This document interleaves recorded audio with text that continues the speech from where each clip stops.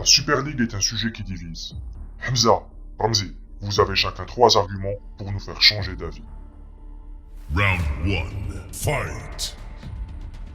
Là, je suis contre la Super League. C'est très simple, c'est la banalisation des grosses affiches. Le format que la Super League a proposé au début, c'était voilà, une ligue fermée, etc., avec les meilleurs clubs en Europe, les 12 clubs à deux, plus des invités, etc. Donc, ce qui fait que chaque année, tu vas avoir des Barça PSG, des Manchester City Real, des Liverpool Barcelone, etc., etc. Chaque année, 2 fois par an, ça va devenir l'affiche avec la rareté. Ce qui faisait la rareté de l'affiche deviendra quelque chose de banal. Et donc, moi, personnellement, ce qui m'attire dans la Champions League, c'est justement la rareté et les belles affiches. Qui ou sous forme de championnat chaque année ou les matchs banal, qui sont actifs Getafe ma Valladolid. Voilà, j'ai peur de ça en fait. Exactement le même argument. C'est-à-dire, je suis pour la Super League dans le sens où il n'y a jamais trop de bonnes choses. On en a jamais marre de voir des belles affiches. Un Barça Bayern sera toujours une belle affiche. Un Real, un Real Liverpool sera toujours une belle affiche. On peut pas dire parce qu'on a vu 10 fois cette affiche-là que ça devient banal. Non, parce que ça reste du beau football. On revoit pas 10 fois le même match. On revoit 10 fois un affrontement entre les meilleures équipes du continent.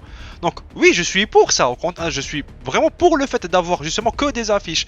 Parce qu'on s'en fout de voir le Bayern aller taper le champion de Moldavie. Ça, on s'en fout. Nous, ce qu'on voit, c'est les gros chocs.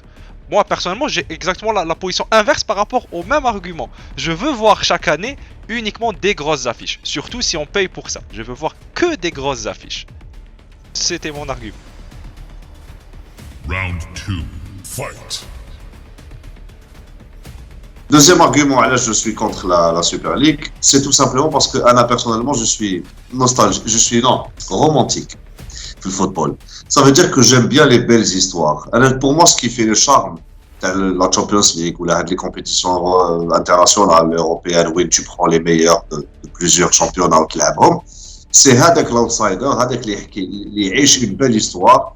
C'est le Leeds تاع 2001, c'est le Monaco et Porto la Corogne en 2004, c'est tu vois, c'est l'Ajax il y a 2-3 ans, c'est le type d'équipe, c'est l'Atalanta, c'est qui te font des épopées ponctuelles هكذا من داك اللي تبعهم au milieu des gros. Ça, c'est des petites équipes qui tapent les gros ou avec un parcours héroïque des fois jusqu'à la gagner, qui est en 2004 par exemple. Donc, la Super League, ça n'existera plus. Tu n'auras que un championnat fermé avec les gros calibres de l'Europe. Et les petits ne pourront jamais écrire leur histoire à eux qui m'adorera l'air. Deuxième round, même argument, même point. Pour un Porto, t'as 100 000 FC Molde, Copenhague, dont on s'en fout. C'est pas assez souvent qu'on voit des belles épopées. Oui, pour un ou deux David, combien sont fait exploser en poule, combien sortent chaque année en poule, on s'en fout, on se rappelle pas de leur parcours, on se rappelle pas de leur performance, il y a rien de marquant. Oui, c'est des belles histoires, mais c'est pas suffisant. C'est pour une histoire, t'en as 100 000 qui servent à rien. T'as des équipes, on n'est ni intéressé par leur jeu, ni à pour quelque chose, ils viennent là pour prendre le chèque et ils repartent. C'est pas assez. Si t'avais chaque année des belles épopées, oui, t'en as pas assez. Quand tu revois l'historique des 20 dernières années, même des 25, ils se comptent sur les doigts d'une main.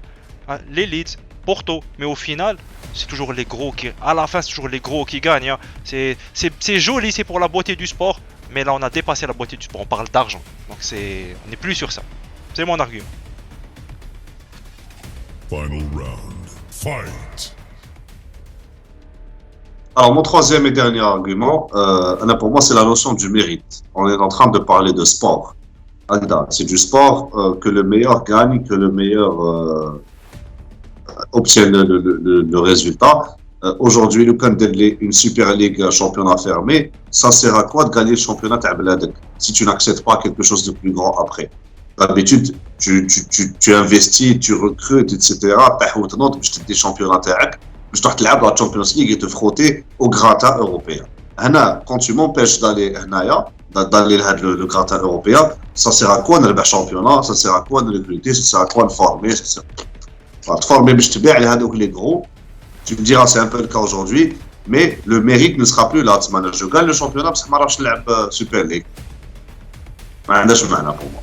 Moi, je me base sur le mérite économique. Aujourd'hui, le football, c'est plus une question de sport, c'est un business. C'est une réalité, on va pas se mentir. T'as des grandes équipes qui investissent des milliards.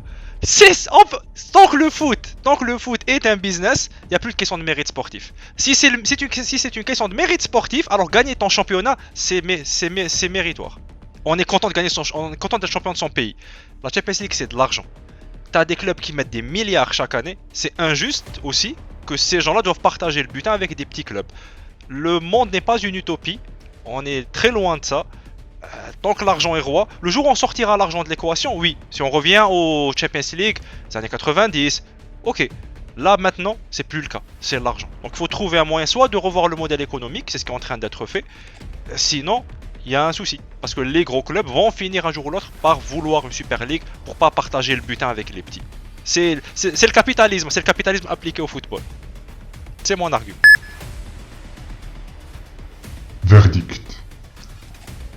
Les fans, puis les politiciens, tout le monde s'est insurgé contre la Super League. La Super League est donc un échec. Pour le moment.